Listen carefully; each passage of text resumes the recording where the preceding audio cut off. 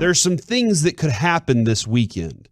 And I don't want you could probably just jot all of them down and say, yes, all of these could happen. But which one of these things do you think is the most likely thing to get accomplished in the game on Sunday? With 2 touchdown passes on Sunday, Dak Prescott will move past Don Meredith for the 5th most multi-touchdown games in team history. Now, we've been waiting on this, but Dak Prescott could make a real push for the most in team history with 2 more touchdowns.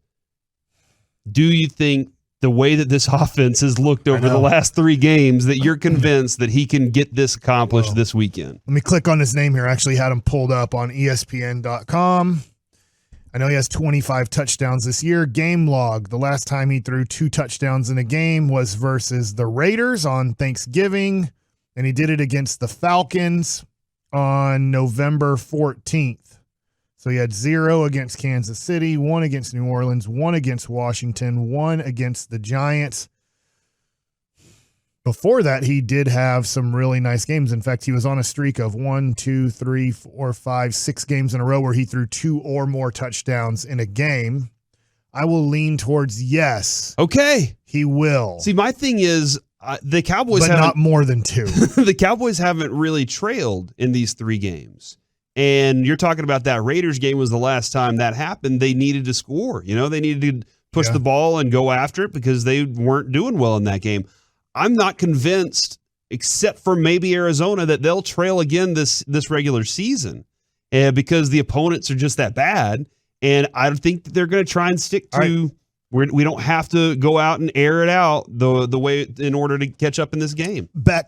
Reggie got something. Oh, I know he's got something to take care of. All right, so back at you, Corey. Okay. This year, Dak Prescott has ran for 20 yards or more in 1 game.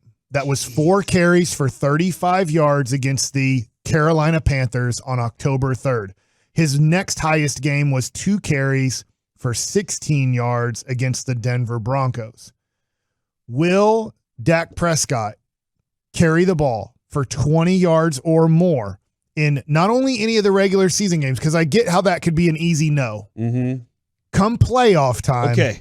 Will Dak Prescott run the ball for 20 yards or more? Not like like he had a carry for 20 yards. I'm saying total, will he run the ball for 20 yards or more in a playoff game? I do think he will.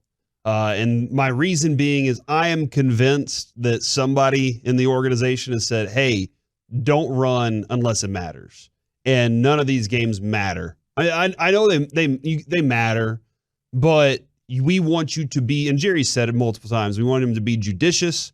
We want him to use his head whenever he decides to take off. Make sure it's of importance. We don't need you doing a helicopter in a meaningless regular season game. Guess when John Elway did the helicopter? In the Super Bowl. Right. So I think more than anything, I think that he will whenever playoffs come around, because that's a if you lose, you're out situation, and I think he's going to use everything at his disposal. Do you know how many touchdown runs he has this year? Is it 6? 1. It's only 1? Yeah. That feels wrong. Against the Atlanta Falcons. Okay, yeah, that's didn't. It. All right, so you don't. He has a 2. You might be thinking 2-point conversions. By the way, yeah. That is, how many does he have? 2 of those? I don't know about 2-point conversions. That doesn't come up as easy on basic stats. Okay. Prescott also has 9 career 400-yard passing games through his first 6 seasons. With 1 more 400-yard passing game, he would break a tie with Dan Marino for 400-yard games in his first 6 seasons. I don't think that's happening this year. Do you don't think it's happening this year at all? No, I mean, I think next year we could get back on track with Dak, but just going, since he's come back from injury, 232, 296, 216, in overtime, 375, 238, 211, 217. He's not getting close to 400. And to your point you made a little bit earlier, Corey, I don't see the Washington game or the Philadelphia game getting close to a situation where he needs to throw for 400 yards. Maybe the Arizona game, but Arizona hasn't looked great offensively either. So I just don't see Dak having to throw for 400 yards. And also at this point, I'm not saying Dak is bad, but his ability to throw for 400 yards is, I think, in big question right now, too. Tony Pollard needs 52 scrimmage yards to reach 1,000 scrimmage yards this season. Easy. It would be his first 1,000 scrimmage yard season. You say he's getting that easy this weekend? As long as he's healthy. Do you think this Sunday is? Yeah, he'll get 52 yards from scrimmage. Washington looked miserable last night. Miles Sanders was doing whatever he wanted out on the field. Washington looked very, very poor at trying to stop the run. And Philadelphia, like they do hang their hat on their run game more than anything else. I mean, we pretty much beat Washington by 20 points until Dak decided to give them a chance. Mm-hmm. But do you think that our run, and we didn't have Pollard in that game either. So I do think that he can do that too. Micah Parsons has the most multi-sack games by a rookie in Cowboys history. We know that. Right. With another multi-sack performance, he would be the 7th rookie in NFL history with 4 games of 1.5 sacks or more. Aldon Smith's the only player in the league history with 5 games like that. Can Micah Parsons do that this Sunday? I lean to yes. I mean, it's tough to say no on Micah Parsons doing something special. It is, isn't it? Like this, he's a blast to watch, man. I think at the moment, the Tony Pollard thing is the one thing that I think is most likely to happen. Just getting 52 yards in any way, shape, and we don't know or how form. many times they're going to send Micah up the middle or on the edge to pass rush, because it's tough to somewhat predict Micah Parsons now that you do have a healthy Randy Gregory and a healthy DeMarcus Lawrence on how many times will they use him as a pass rusher. Yeah, the other thing too, against Washington last time, they said, let's go after the quarterback in the first half. We can get after him. It doesn't matter who's back there. I don't know who's going to be their quarterback come Sunday because, Garrett Gilbert was giving his daughter a bath whenever his wife came in and said, hey, you got a phone call. It's time to go play some football. And so I'm kind of curious, like who's going to be back there, and can they?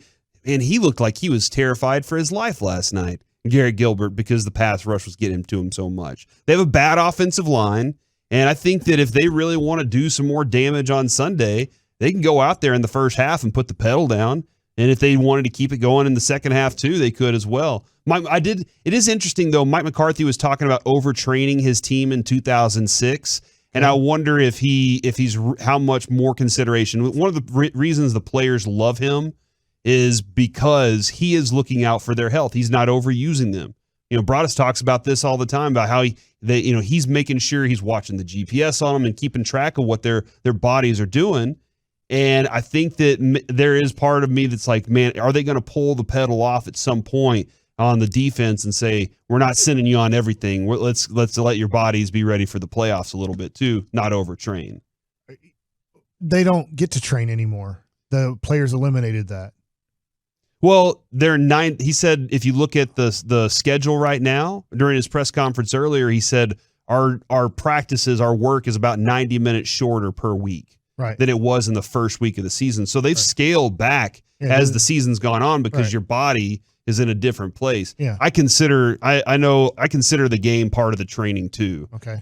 Whenever I'm looking at a weekly basis on that, because they're going out there in a very physical output. CeeDee Lamb is tied for 4th among NFL wide receivers with 5 games of 100+ scrimmage yards this season. Okay, so 5 among four wide receivers.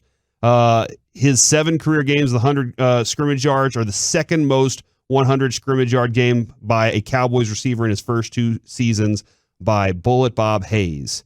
Do you think that CeeDee Lamb can break that record over the first 2 seasons of his career?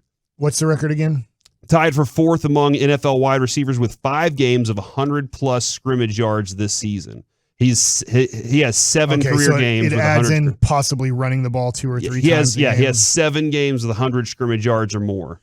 I did pick Dak to throw 2 touchdowns. But I'm so frustrated with our passing attack that it's tough for me to say that this is going to happen right now, because I think we're only going to throw for 225 to 260. Mm-hmm. So then I have to give about 35 to 40% of those yards to CeeDee Lamb. That can happen, but I'll lean towards no. Okay. And I am kind of interested in seeing if they can pop open any bigger plays with him out of the backfield. I don't know what their plan is whenever they put him back there, if they're trying to fool a defense into, okay, now you have to come down here and guard him as if he's a running back. How are you going to do that? Are you going to bring a safety down into the box to do that? And does that open things up? Because, we're talking about the Cowboys having to deal with these 7 drops. When you put CeeDee Lamb back there, does the defense say, okay, well, we got to bring somebody else down in here to guard him, and how that changes? Because so far, I haven't seen them throw out of that look. I've seen them run out of that look a lot of times, and that to me feels like a setup for something later on down the road. I really hope it is, but don't you need to get a big pop off of a run for anybody to really believe that? So I'd love for CeeDee Lamb to get like 40 yards rushing on, with a couple of big runs. That would be something really nice. I would like to hold those runs for more meaningful situations. As in playoff time? CeeDee, I guess he hasn't gotten hurt, right? He had the concussion in the game, but he is a thin guy, and handing him the ball in the backfield or really pitching it to him at times and getting him to the outside, I totally get it. But since it concerns me, I don't even really like him returning punts, just to be honest. There's that fear factor in me of him getting hurt. I'd almost be like, hey, I think those are great plays. Let's not use those against Washington or Arizona or Philadelphia right now. Let's save some of maybe those special plays. But then I get to your point of, you have to practice it at some point, and there's not really practice anymore in practice. Yeah. The only time that you really play football is in the football game. So do you need to hand the ball off to CeeDee Lamb 1 or 2 times a game just so you know that you guys can execute that play in the playoffs? Yeah, or again, if you can pop a big one, whenever you do it in the playoffs, they have to adjust to it. They can't just say, well, it's not going to happen to us. Now you have to say, okay, well, how are we going to defend that? And if wasting somebody else's time while they're having to prepare for you is something, I'm perfectly fine saying, hey, now you got to think about this too, because these idiots can come out there and throw that play in my face, and then I'm going to look like an idiot on the other side. By the way, Lamb needs 60 receiving yards to get to 1,000. Okay, yes. Will he do that? What's more likely then? 60 for 1,000. Yeah, I can do 60 yards. Just 100 yards. I just assume he might get 10 yards rushing, which would mean 90 yards receiving. And it's tough to assume rushing yards. So 60 is very doable. All right, what's more likely to happen? Tony Pollard gets his 52 or CeeDee gets the 60. You only get to pick one for this weekend, and you can choose the one that you want to happen the most. That's a good question. I don't really have a preference here. I will lean towards CeeDee Lamb because I know he's healthy coming into the game. Because if, for some reason, Pollard runs, if that thing totally snaps on him, if his plantar fascia rips, that's 2 to 4 weeks. I know this injury well. That is a 2 to 4 week injury if it totally rips. After that, you're good. You're good to go. But if it totally rips, then he's out of the game. And he's probably out the rest of the regular season. But do you think he'd be back for playoffs? And it just matters. Usually totally tearing that. If you talk to Dr. Drew Dossett, who is one of the Cowboys team doctors, I believe, maybe he's not anymore, but I think he is. I've been to him for my plantar fasciitis. I've been to Dr. Cook, who's worked with Michael Finley and Rusty Greer and other professional athletes with this. Ripping it is not bad, as in the rest of your life. But totally tearing it, usually it swells up pretty good, and it's usually 2 to 4 weeks, unless there's been technology over the last 5 years to say that totally tearing your plantar fascia is healed within 5 days. The Cowboys have 5 defensive touchdowns in 2021, 4 pick sixes, which is ridiculous to me, and 1 fumble recovery for a touchdown. The only other teams the Cowboys have had 5 defensive touchdowns were 68, 83, 99, and 2012. Mike, will this team in the next 3 games, or maybe even Sunday, add another defensive touchdown to their resume? Do you think it's more likely this week? Yeah, because this is the worst team left. And they are willing to give the ball up. They're not very good offensively. Philadelphia, look, they played at times last night pretty good, but we just saw Washington turn them over a couple times and have that. So I think Arizona will be a little bit tougher. But Washington and Philly, they want to give you points that way, and our defense seems to take advantage of that. Yeah, this is one of the things. I think this is going to be another one of those weeks where you're sitting there going, man, I'm so excited watching our defense in the first half, and then it could become a very boring game after that.